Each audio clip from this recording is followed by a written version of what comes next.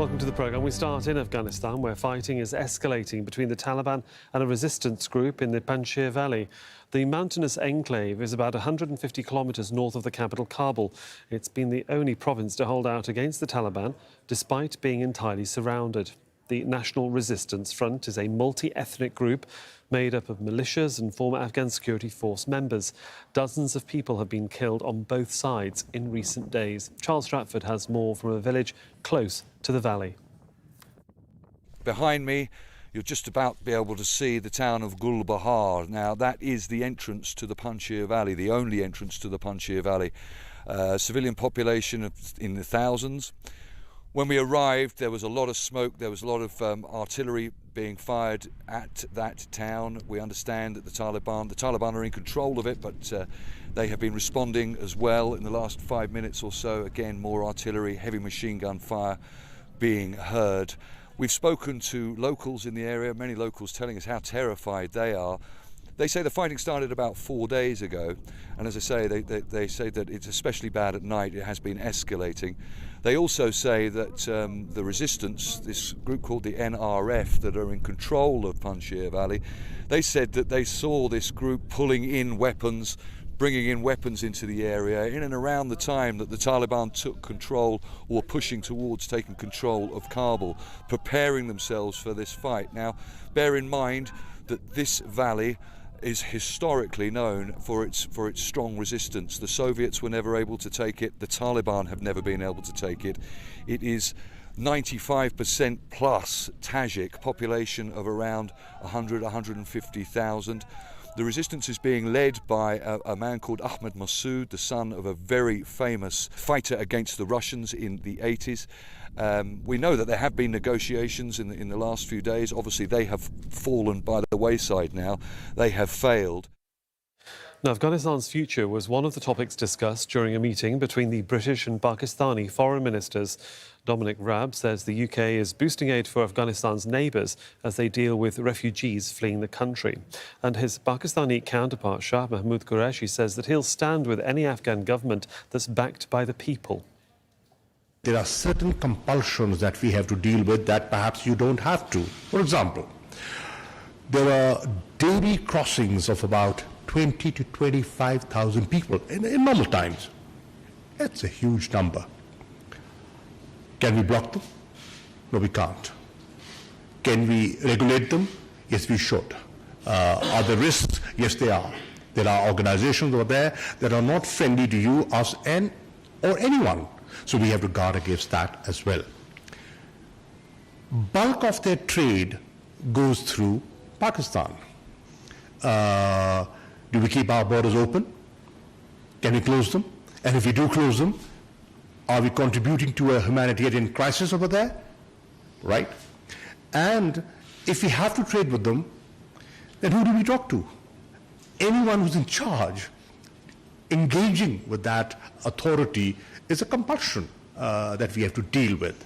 So, recognizing these challenges, Pakistan has said it's for Afghans to decide about their future. We will engage with a government that has the backing of the people of Afghanistan. Well, Osama bin Javed is in Peshawar in Pakistan, has more on the foreign ministers' meeting. There is a lot of emphasis on Pakistan's facilitation. That's something that was discussed between Dominic, Raab and Foreign Minister Shah with Qureshi. They also discussed about how the UK can help Pakistan to cope with this crisis. As you heard the Foreign Minister making the case for Pakistan, we've been speaking to him in the last few weeks, and he told me as well that Pakistan has been hosting a number of refugees, millions of them rather, in Pakistan without recognition from the international community. Dominic Raab today assuring him that there is going to be somewhere around $40 million of additional funding for Afghanistan neighbours to help facilitate the Afghans and others coming to these countries. There were also a lot of other issues that were discussed in this meeting.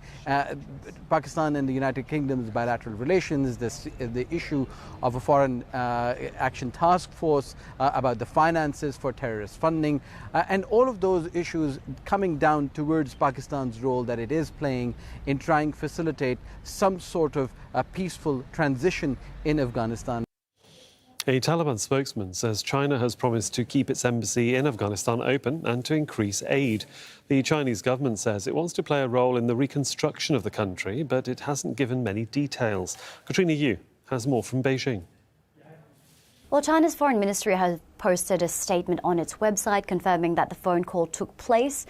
In that statement, it was quite brief. It affirmed the friendship between the two countries and it wished the people of Afghanistan well in going forward and rebuilding their country. But it was quite scant on details. This message by the Taliban could be its way of putting a little bit of pressure on Beijing, perhaps to keep its promises.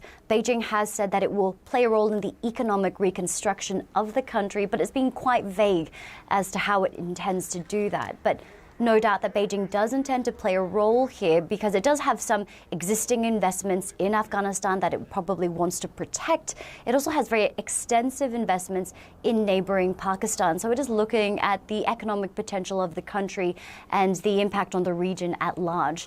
Now, China, as a major player, was one of the first to recognize the Taliban as a legitimate political force. We had Taliban leader Abdul Baradar actually visit China in late July, and he met with China's Foreign Minister Wang Yi. And throughout this whole process, throughout the takeover, as well as this transition, China's embassy in Kabul has remained fully open and operational.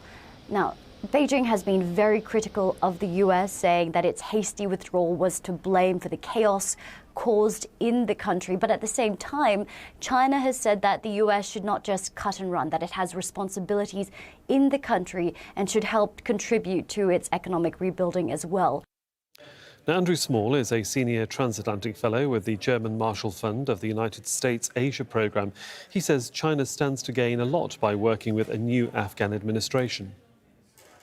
Certainly over the long term, if China was able to get some of the mines that it's already committed to, particularly the Aynak copper mine, but some of the lithium investments and other things, there are significant resources there. China's one of the actors that is keen to step in and benefit from it. And the level of revenue that could accrue to the Taliban, to a future Afghan government, would be very significant. But that's many years away, in fact, before that really translates into meaningful resources for whoever is in power. So you have a short-term question, which is in the immediate economic crisis and the immediate aftermath of a new government, what sort of measures is China willing to take in those circumstances? China doesn't do large-scale aid. It will provide aid in more modest terms. It will provide humanitarian assistance, and it's not going to bail out a new government. And it may do some smaller scale investments, but those longer term investments even will depend on there being enough stability in the country, enough security in the country for these to turn into something that's economically viable. China also wants to make sure that it's a government that's sufficiently politically stable that they can make these long-term bets. So there are still some limitations to what China's really going to be willing to do economically, even if it continues to be happy and the Taliban are keen to be able to send these signals that China's